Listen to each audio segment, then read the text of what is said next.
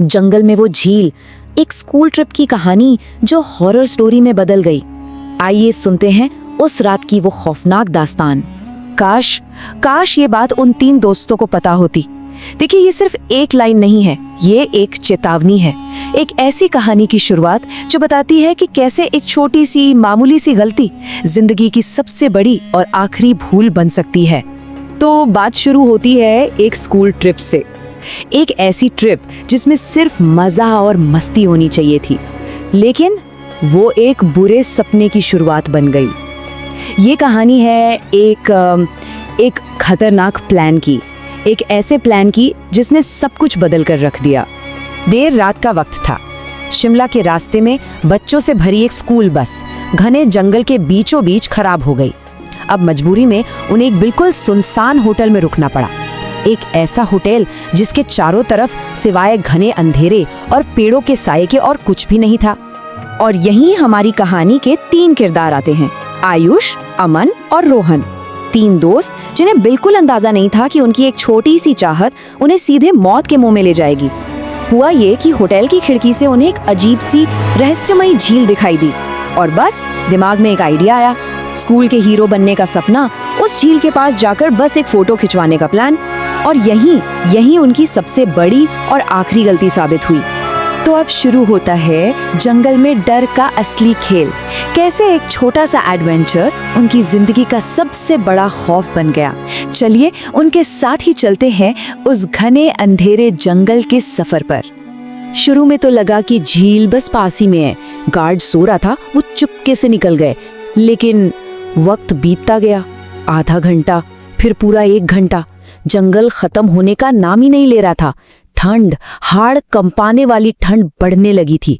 Phone में कोई signal नहीं था और तब उन्हें एहसास हुआ कि वो बुरी तरह भटक चुके हैं। अब तो डर के मारे उनकी हालत खराब थी। उन्होंने फौरन फैसला किया कि वापस होटल चलते हैं। लेकिन जैसे ही आयुष और अमन पीछे मुड़े, उन्होंने देखा रोहन वहां था ही नहीं। वो गायब हो चुका था। आखिर वो गया कहाँ? ये एक सवाल था जो उस जंगल की भयानक खामोशी में गूंज रहा था और उनके दिलों में डर की एक नई लहर दौड़ा रहा था। और तभी उस सन्नाटे को एक अजीब सी आवाज ने तोड़ा, खुरचने की आवाज, जैसे कोई अंधेरे में जमीन खोद रहा हो। जब उन्होंने झाड़ियों के पीछे जाकर देखा तो जो मंजर था उसने उनकी रूह कपा दी। सामने रोहन था, लेकिन वो रोहन नहीं लग रहा था। उसकी आंखें पूरी तरह काली हो चुकी थी, बिल्कुल खाली, जैसे किसी ने उन्हें निकाल लिया हो। इससे पहले कि वो कुछ समझ पाते, उस चीज ने, जो रोहन लग रहा था, अमन पर हमला कर दिया और फिर वहीं बेहोश होकर गिर पड़ा। लेकिन ये खौफनाक रात अभी खत्म नहीं हुई थी। ये तो बस शुरुआत थी।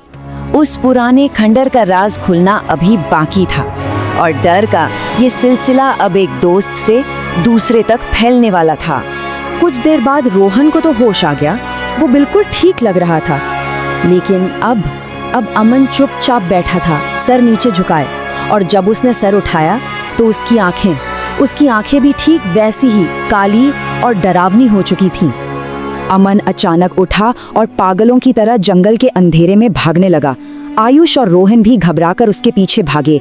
अपने फोन की फ्लैशलाइट की रोशनी में वो उसका पीछा कर रहे थे और वो रोशनी जाकर पड़ी एक पुराने टूटे फूटे डरावने खंडहर पर। शायद उनके सारे सवालों के जवाब वहीं छिपे थे।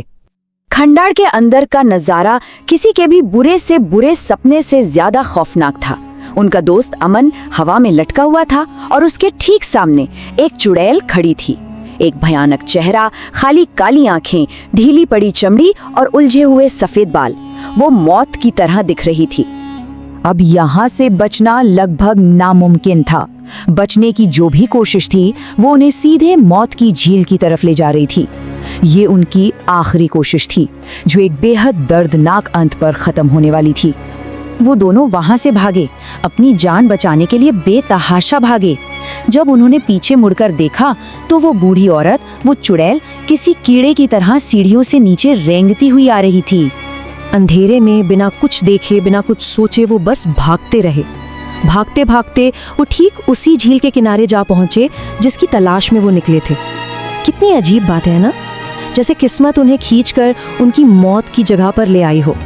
धीरे धीरे रात का अंधेरा छटा और सुबह हुई, लेकिन ये सुबह अपने साथ एक ऐसा सच लेकर आई थी जो रात के अंधेरे से कई ज्यादा भयानक था।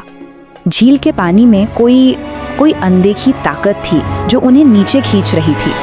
आयुष किसी तरह खुद को बचाकर हांफता हुआ पानी से बाहर निकलने में कामयाब रहा, लेकिन रोहन को उस ताकत ने पानी के अंदर खींच लिया, हमेशा के लिए। आयुष अपनी आंखों के सामने अपने दोस्त को डूबते हुए मरते हुए देखता रहा और कुछ नहीं कर सका। जब आयुष की आंख खुली तो वो वापस अपने होटल के कमरे में था, लेकिन बाहर का मंजर सब कुछ बदल चुका था। बाहर पुलिस की गाड़ियां थीं और जमीन पर सफेद चादरों में लिपटी उसके 2 दोस्तों अमन और रोहन की लाशें पड़ी थीं। पुलिस की फाइलों में तो ये एक मर्डर केस बन के रह गया, लेकिन वहां के जो लोकल लोग थे वो सच जानते थे। वो जानते थे कि ये कोई मामूली हादसा नहीं, बल्कि एक पुरानी कहानी का हिस्सा है, एक ऐसी खौफनाक कहानी जो पीढ़ियों से उस जंगल में दफन है। कहानी कुछ यूं है कि सालों पहले उस जंगल में एक बूढ़ी औरत अपने घर में अकेली और शांति से रहती थी, लेकिन कुछ गांव वालों को उसका घर चाहिए था। उन्होंने लालच में आकर उसे बड़ी बेरहमी से मार डाला और उसकी लाश को उसी गहरी झील में फेंक दिया। कहते हैं तब से उसकी आत्मा बदला लेने के लिए उस जंगल में भटकती है और जो कोई भी रात में वहां जाता है वो उसका अगला शिकार बन जाता है।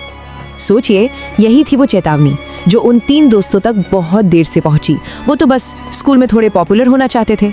उन्हें क्या पता था कि उनकी ये छोटी सी ख्वाहिश उन्हें सीधे मौत के दरवाजे तक ले जाएगी। तो अब आखिरी सवाल ये है कि जंगल में उस झील की तलाश में अगला कौन जाएगा? क्या कोई और भी उस झील को ढूंढने की हिम्मत करेगा, या फिर उन 3 दोस्तों की कहानी एक सबक बनकर रह जाएगी?